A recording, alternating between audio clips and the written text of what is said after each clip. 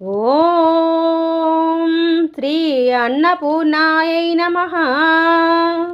ఓం శివాయై నమః. ఓం దేవ్యై నమః. ఓం భీమాయై నమః. ఓం పుష్ట్యై నమః. ఓం సరస్వత్యై నమః. ఓం సర్వజ్ఞాయై నమః. ఓం పార్వత్యై నమః. ఓం దుర్గాయై నమః. ఓం సర్వాంధ్యై నమః.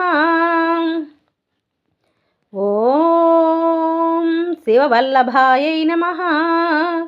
ఓం వేదవేద్యాయై నమః. ఓం మహావిద్యాయై నమః.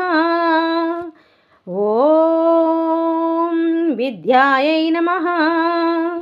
ఓం ధాత్ర్యై నమః.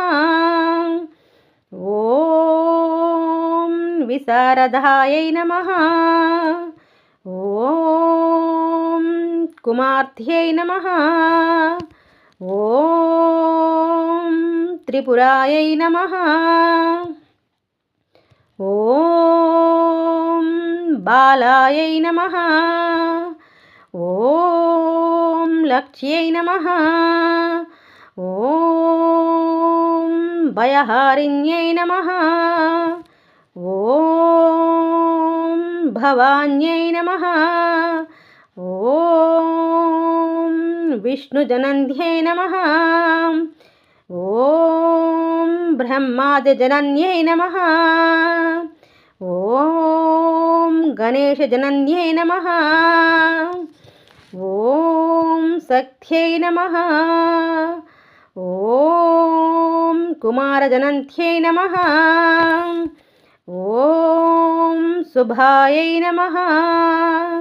ఓం భోగప్రదాయై నమః.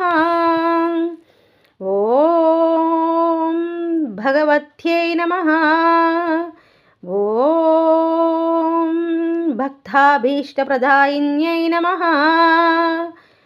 ఓం భవరోగహరాయై నమః.